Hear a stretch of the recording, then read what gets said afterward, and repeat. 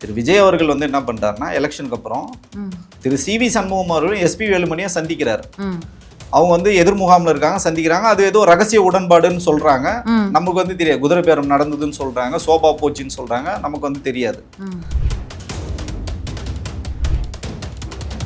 ஏன்னா திரு விஜய் அவர்கள் வந்து அதிகப்படியான நாட்கள் சிறையில் இருந்திருக்காரு, மக்களுக்காக உழைச்சிருக்காரு, போராட்டங்கள் பண்ணியிருக்காரு. அந்த மாதிரி ஒரு ஆகத்திறந்த ஒரு தலைவரை நீங்கள் கூப்பிட்டுருந்தா உள்ளபடியே நமக்கு வந்து சந்தோஷம். அவர் அழகை பாருங்க, அவர் ஸ்டைலை பாருங்க, அவர் கோட்டை பாருங்க, அவர் நடைய பாருங்க, அவர் சாப்பிட்ற விதத்தை பாருங்க. இதெல்லாம் உங்களுக்கு முக்கியமா? இது என்ன கொள்கை வந்து கோமாளித்தனம், இதெல்லாம் நமக்கு வந்து தேவையில்லை. தமிழ்நாடு நாசமான நமக்கு என்ன? அண்ணன் கூட இருந்தால் நம்ம வந்து ஹாப்பியாக இருக்கலாம். இந்த 35 நாள்லேயே உங்களால் எதுவும் பண்ணல. இந்த 5 வருஷம் முழுக்க நீங்கள் எதுவுமே பண்ண போகிறதும் கிடையாது. கேட்காத பேசாத வாய் மூடி ஒரு முதல்வர் வந்து இது வரைக்கும் நம்ம பார்த்ததே இல்லை. குறைஞ்சபட்சம் நடிக்காத செய்யுங்க. ஐயோ பாவம் விஜய் அன்னைக்கு எதுவுமே தெரியாது. இதில் வந்து திமுக தான் சதி பண்ணுது. முன்னாள் முதல்வர் திரு ஸ்டாலின் அவர்கள் எங்கே போனாலும் படின்னு சொன்னாங்க. இன்னைக்கு எல்லா இடத்துலையும் குடின்னு தான் சொல்லிட்டு இருக்காங்க. மிகப்பெரிய ஒரு தலைவர். அவரோட தமிழுக்கு நாங்கள்லாம் வந்து அடிமை.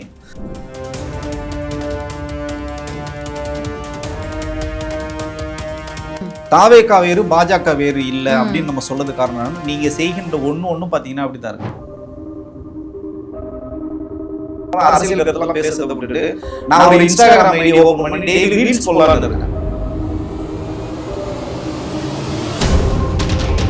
அரசியல் அன்கட் நேயர்களுக்கு வணக்கம். நிகழ்ச்சியில் சிறப்பு விருந்தினராக அரசியல் விமர்சகர் திரு மணிகண்டன் வீராசாமி இணைந்திருக்கிறார். பேசலாம். வணக்கம் சார். வணக்கம் தோழர். அதாவது சமீபத்தில் சமூக வலைதளங்களில் பார்த்த ஒரு கமெண்ட்டை நான் சொல்கிறேன். நான் என்னுடைய கருத்தை அதை பதிவு பண்ணலை. திமுக கூட்டணியில் நின்று வெற்றி பெற்று நாங்கள் கொள்கைவாதிகள், கொள்கை கூட்டணி, என்றைக்கும் திமுகவோடு தான் நிற்போம். இது இந்தியா கூட்டணியை வந்து கொள்கை கூட்டணி, பாஜக அமைச்சிருக்கக்கூடிய, அதாவது நாடாளுமன்ற தேர்தல் நேரத்தில் அது வந்து ஒவ்வொரு திசையில் சிதறி இருக்கக்கூடிய கொள்கையற்ற ஒரு கூட்டணி அப்படி இப்படின்லாம் விமர்சித்தாங்க. இந்தியா கூட்டணியிலேயே பல்வேறு முரண்பாடுகளான ஒரு கூட்டணி தான் அது. ஆனால் தமிழ்நாட்டில் தொடர்ச்சியாக கொள்கை கூட்டணின்னு சொல்லிட்டு இருந்தாங்க. கொள்கை கூட்டணின்னு சொல்லிட்டு தெரிஞ்சவன்லாம் எப்படின்னு இப்போ புரிஞ்சுக்கிறதுக்கு ஒரு நல்ல வாய்ப்பு. திமுக தோத்தது நல்லது தானே சமூக வலைதளங்களில் வரக்கூடிய கருத்துக்களை தான் சொல்கிறேன். இப்படி பார்த்துக்கிட்டு இருக்கும்போது சரி இவங்க போகலையே நினச்சிட்டு இருப்போம். திடீர்னு வைகோ அவர்கள் வந்து போய் சட்டமன்றத்தில் பார்ப்பதும், அரை மணி நேரம் பேசுவதும், பாராட்டு பத்திரங்களை வாசிப்பதும், நேற்றைய சட்டமன்ற நிகழ்வில் கூட ஆளுநர் உரை வந்து விஜய் அவர்களுடைய சமூக நீதி ஆட்சியின் வெளிப்பாடாக பார்க்க முடியுது, நம்பிக்கை அளிச்சிருக்கிறது அப்படின்னு அவர் பாராட்டியிருக்காரு. என்ன புரிஞ்சுக்கலாம், ரெடி ஆயிட்டாங்கன்றது புரியுது. என்ன நடக்குது திமுக மதிமுக இடையே? இப்போ இந்தியா கூட்டணின்றதை தாண்டி தமிழகத்தில் பார்த்தீங்கன்னா மதசார்பற்ற முற்போக்கு கூட்டணி தான் இருந்தது.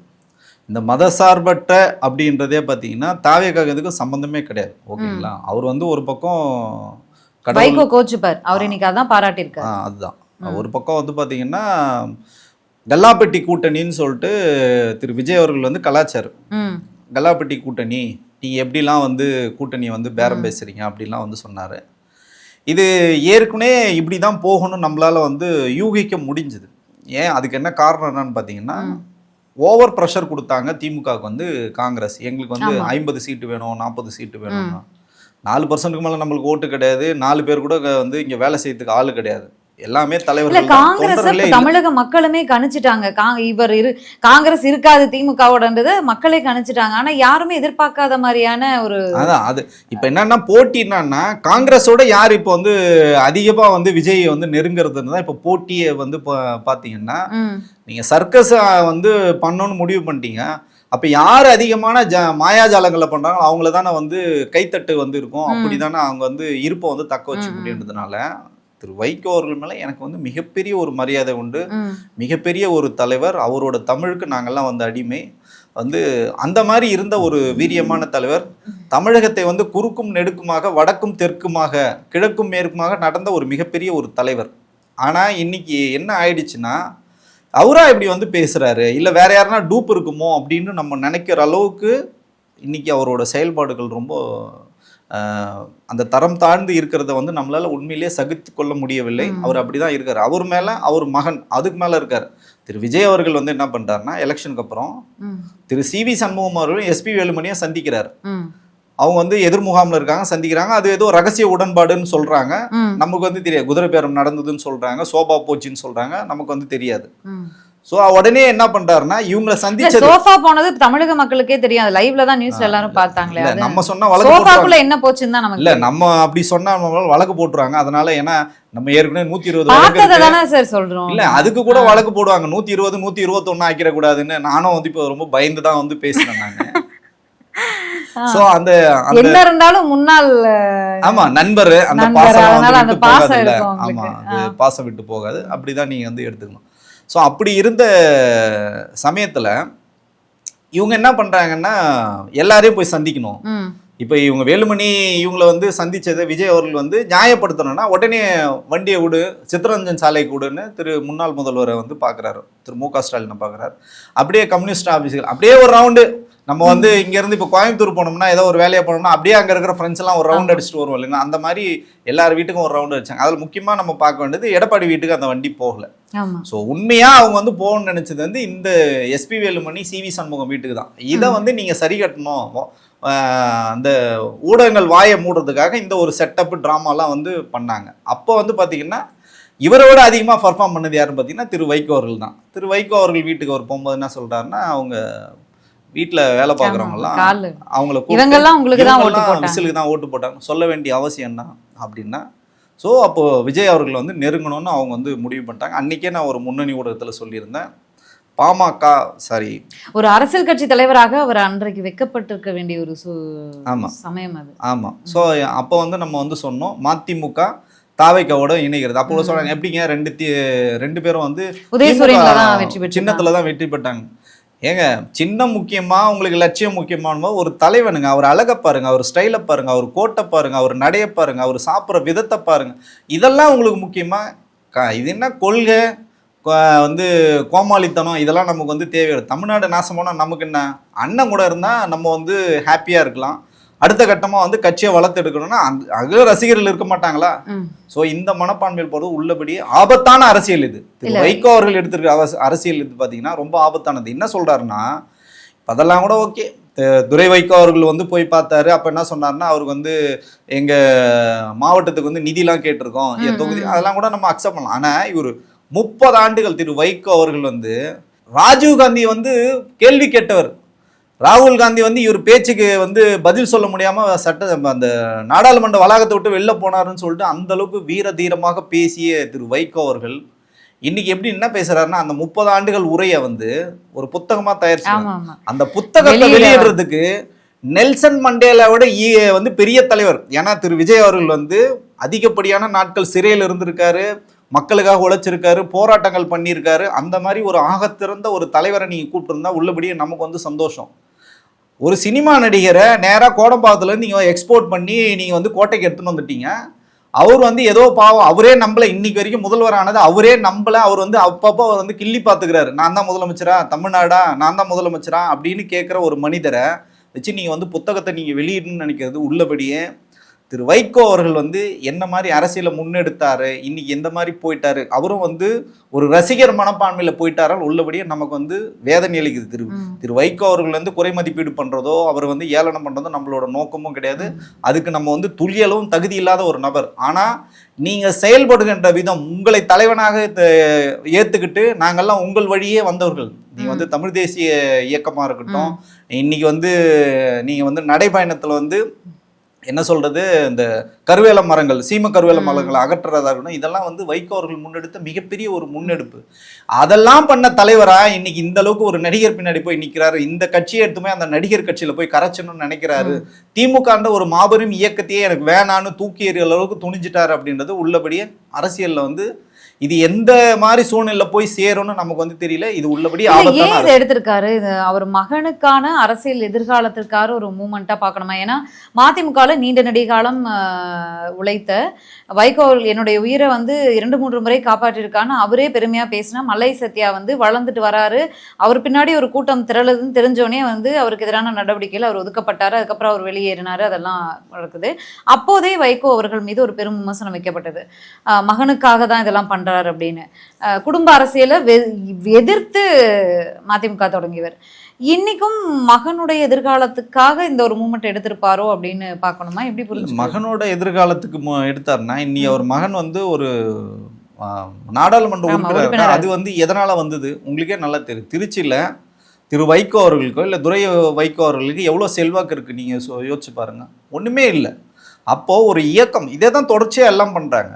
காங்கிரஸாக இருக்கட்டும், கம்யூனிஸ்டுகளாக இருக்கட்டும், அண்ணன் திருமாவளவனாக இருக்கட்டும், எல்லாருமே என்னென்னா திமுகவோட இணக்கமாக இருந்த வரைக்கும் ஒரு கொள்கை ஒரு கோட்பாடு இருந்தது. தமிழக நமக்கும் ஒரு நம்பிக்கை இருந்தது. ஒரு தமிழனுக்கு ஒரு பிரச்சனை இல்லை தமிழ்நாட்டுக்கு ஒரு பிரச்சனை இந்த தலைவர்கள் எல்லாம் ஒன்றா வந்து நிற்பாங்க அப்படின்னு. இன்னைக்கு ஒரு தலைவராக திரு விஜய் அவர்கள் பின்னாடி போய் நிற்பதும் அதில் வந்து இறுதியாக போய் சேர்ந்த இருக்கிறதுலே சீனியர் பொலிட்டீஷியன் வந்து திரு வைகோ அவர்கள், அவரும் அந்த இடத்துல போய் நிற்கிறது. உள்ளபடியே நமக்கு வந்து இந்த கருத்தெல்லாம் நம்ம வந்து பேசக்கூடாது. நம்ம கூட இருந்தேன்னா நான் கூட என்ன பண்ண போகிறேன், அரசியல் கருத்தெல்லாம் பேசுறதை விட்டுட்டு நான் ஒரு இன்ஸ்டாகிராம் ஐடியை ஓப்பன் பண்ணி டெய்லி ரீல்ஸ் போடலான்னு இருக்கேன். ஸோ ரீல்ஸ் போட்டு தான் இன்றைக்கி வந்து மக்கள்கிட்ட போய் சேர முடியும்னா அது வந்து நிலையானது கிடையாது. இது வந்து சும்மா தற்காலிகம்தான். இது வந்து நிரந்தரமாக நீங்கள் இருக்கணும்னா உங்களோட கொள்கை கோட்பாடுகளை நம்பி இருக்க தொண்டர்கள் இன்னமும் மதிமுகவில் வந்திருக்காங்க. எல்லாரும் அப்படி கிடையாது. உங்கள் மகன் அப்படி இருக்கலாம், நீங்கள் அப்படி இருக்கலாம். ஆனால் மதிமுக தொண்டர்கள் இன்னைக்கும் பார்த்தீங்கன்னா கொள்கை கோட்பாடுகளில் தான் இருக்காங்க. அதை வந்து திரு வைகோ அவர்கள் வந்து புரிஞ்சு இல்லை. இப்போ மதிமுகவும் தாவேக்காவோட போயிட்டா திமுக தனித்து விடப்பட்டிருக்கு. இனி திமுகவுடைய அரசியல் ரொம்ப டஃப்பா இருக்க போகுதுன்னு புரிஞ்சுக்கலாமா? திமுக என்ன முயற்சிகளை முன்னெடுக்கும்? இல்ல அப்படிலாம் வந்து கிடையவே கிடையாது. நல்லா யோசிச்சு பாருங்க. இப்போ நீங்க வந்து ஒரு கட்சிக்கும் எவ்வளவு வாக்கு சதவீதம் இருக்கு, எவ்வளவு தொண்டர்கள் இருக்காங்க பாத்தீங்கன்னா முன்னணி கட்சி இந்த 2 கட்சி தான். திமுக அண்ணா திமுக தான் வந்து இருக்காங்க. இப்ப திரு விஜய் அவர்களுக்காக யாரும் வந்து சந்திரமண்டலத்துல இருந்தெல்லாம் யாரும் வந்து வாக்குலாம் போட்டுல, இந்த கட்சியில இருந்தவங்க தான் வாக்கு போட்டிருக்காங்க. உள்ளபடியே திமுக மேலே அண்ணா திமுகவிலும் வந்து உங்களுக்கு வந்து சிக்கல்கள் இருக்கு, அவங்களுக்கு ஒரு ஆற்றாமை இருக்கு, ஒரு கோபம் இருக்கு. அது கூட என்னன்னா தலைமை நல்ல தலைமை தான், கீழே இருக்கிறவங்க வந்து நிறைய பேர் அட்ராசிட்டில வந்து ஈடுபட்டாங்க. அதுல வந்து நம்ம வந்து மறுக்கிறது கிடையாது. சோ அந்த ஒரு கோபம் இந்த ஒரு முறை வந்து அந்த பக்கம் திரும்பி இருக்கு. உங்களுக்கு கொடுத்த வாய்ப்பு வந்து விஜய்கள் வந்து முற்றிலுமாக வந்து வேஸ்ட் பண்ணிட்டாரு. அவரு இந்த 35 நாள்லயே உங்களால எதுவும் பண்ணல. இந்த 5 வருஷம் முழுக்க நீங்க எதுவுமே பண்ண போறதும் கிடையாது. நம்மளோட அடிநாதமே என்னன்னு பாத்தீங்கன்னா மத்திய அரசாங்கத்தை வந்து நல்லது செய்தால் வந்து நீங்க பாராட்டுவதும், நீங்க தமிழகத்துக்கு எதிரான நலன்களை எடுத்துட்டு வரும்போது திட்டங்கள் எடுத்துட்டு வரும்போது எதிர்ப்பு தான். இவர் எந்த திட்டத்தையும் அவர் எதுக்க போறதே கிடையாது. ஹைட்ரோ கார்பன் இப்போ வந்து அனுமதி கேட்டிருக்காங்க. ஹைட்ரோ கார்பன் நீங்க வரப்போகுது. நீங்க அடுத்தது பாத்தீங்கன்னா உங்களுக்கு வந்து பரந்தூர் விமான நிலையம் வந்து அந்த இடத்துல இல்ல, ஆனா நிச்சயமாக அது வந்து நடக்க போகுது.